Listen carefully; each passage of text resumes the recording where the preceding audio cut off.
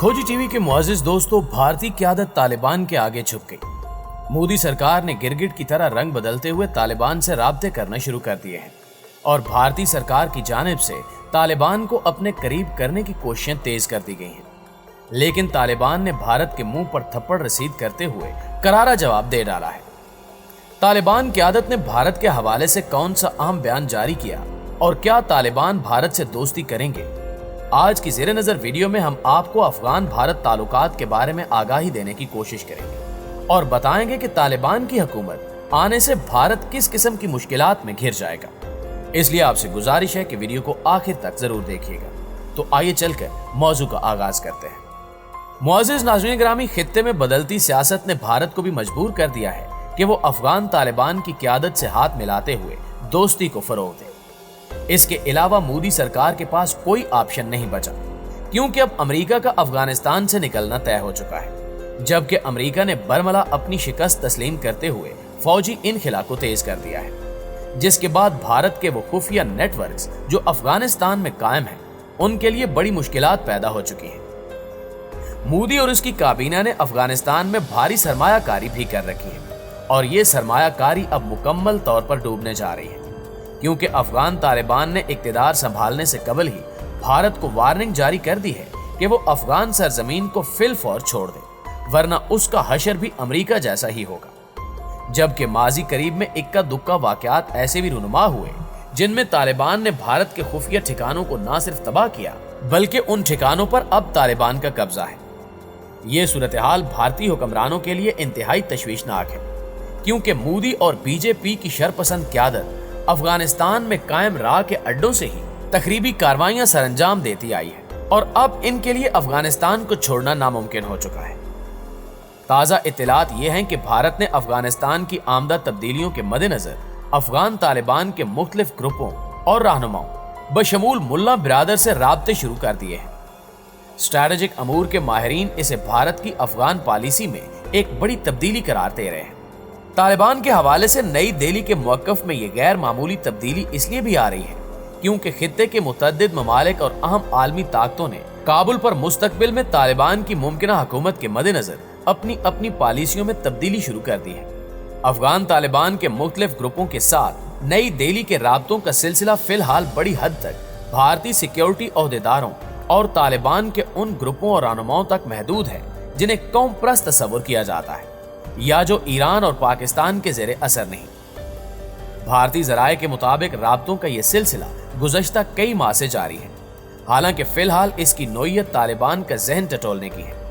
भारतीय वज़ारत ख़ारजा में joint secretary और पाकिस्तान, अफगानिस्तान और ईरान का शोबा देखने वाले JP सिंह का गुज़श्ता माह काबुल का दौरा अफगान रहनुमाओं के साथ राब्ता कायम करने की इन्हीं कोशिशों की कड़ी थी।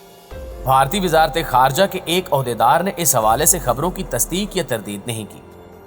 भारत अफगानिस्तान के ताल्लुकात को देखा जाए तो तालिबान से बातचीत करने के लिए भारत पर इस वक्त काफ़ी दबाव है, क्योंकि इस बात के इम्कानात रोशन हो चुके हैं कि तालिबान इक़्तिदार में आने वाले हैं। भारत के अंदर सिफारतकारों का एक बड़ा ग्रुप तालिबान के साथ बातचीत का हामी है और चूंकि खित्ते के बाज़ ममालिक ने तालिबान के साथ बातचीत शुरू कर दी है, ऐसे में भारत नहीं चाहेगा कि वो अकेला रह जाए।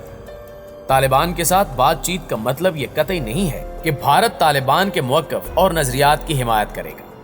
नाज़रीन ग्रामी, तज्ज़िये के मुताबिक भारत का तालिबान से बातचीत करना दरअसल उन्हीं के हक में है। इससे होगा ये कि तालिबान को एक तरह से कानूनी जवाज मिल जाएगा और वो मसले कश्मीर समेत कई अहम उमूर पर भारत को घुटने टेकने पर मजबूर कर सकते हैं और यही वक्त की जरूरत भी है।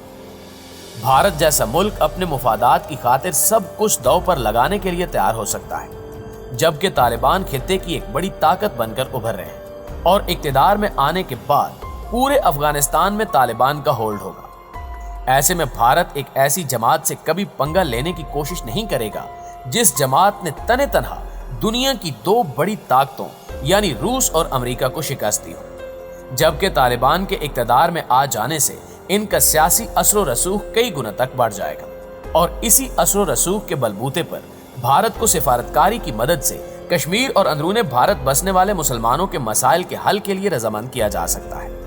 अशरों पहले सोवियत यूनियन के दस्तों के खिलाफ लड़ने वाले कमांडर जलालुद्दीन हक्कानी ने इस हक्कानी नेटवर्क की बुनियाद रखी थी افغان جنگ کے دوران 80 کی دہائی میں اس گروہ کو امریکی حمایت بھی حاصل تھی۔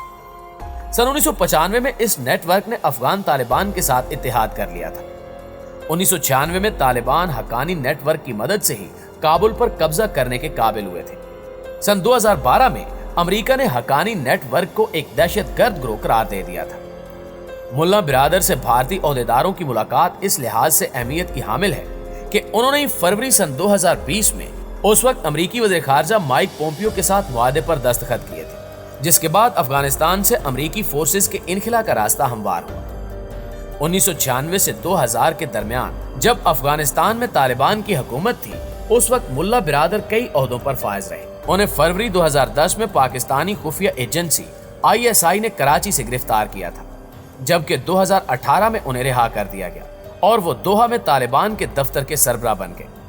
ناظرین گرامی، تجزیہ کاروں کا کہنا ہے کہ بھارتی حکام نے شروع میں طالبان کے ساتھ رابطوں کی بجائے شمالی اتحاد پر اپنی تمام کوششیں صرف کی، لیکن چونکہ صورتحال اب کافی تبدیل ہو چکی ہے، لہٰذا بھارتی سفارتکاروں کے ایک حلقے کا خیال ہے کہ طالبان رہنماؤں کے ساتھ رابطوں کا سلسلہ شروع کرنا احسن عمل ہوگا۔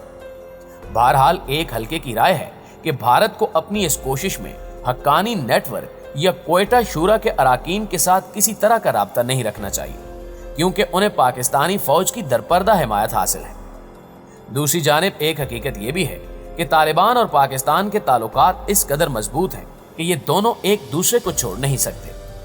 طالبان کا وجود بھی پاکستان کے بغیر نہیں رہے گا، اور پاکستان چاہتا بھی یہی ہے کہ طالبان افغانستان میں ایک بڑا کردار ادا کرے۔ پاکستان افغانستان میں جمہوری حکومت کی بجائے اسلامی حکومت دیکھنا چاہتا ہے، اور طالبان بھی اسلامی صدارتی نظام پر زور دے رہے ہیں، جس سے واضح ہوتا ہے کہ پاکستان کی موجودہ حکومت اور افغان طالبان ایک جیسی سوچ کو پروان چڑھا رہے ہیں، اور بھارت افغان طالبان کی پالیسیوں کو سمجھنے سے قاصر رہے گا، کیونکہ افغانستان میں اسلام رائج ہے، جبکہ بھارت مسلم دشمن پالیسیاں بنانے میں پیش رہتا ہے۔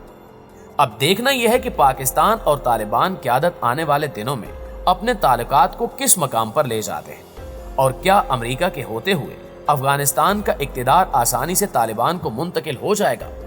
اس کا جواب آنے والا وقت ہی دے سکتا ہے۔ تاہم یہ طے ہے کہ بھارتی حکمران اب طالبان سے دوستی کرنے پر زور دیں گے۔ اس بارے میں آپ دوستوں کی رائے کیا کہتی ہے؟ کمنٹ کر کے ہمارے ساتھ شیئر ضرور کیجیے گا، اور اگر ویڈیو اچھی لگے تو اسے لائک کرتے ہوئے اپنے دیگر دوستوں کے ساتھ بھی شیئر کر دیجیے۔ انشاءاللہ آپ سے ملاقات ہوتی ہے اگلی ویڈیو میں، تب تک اپنا اور اپنے پیاروں کا ڈھیر سارا خیال رکھیے گا۔ اللہ نگہبان۔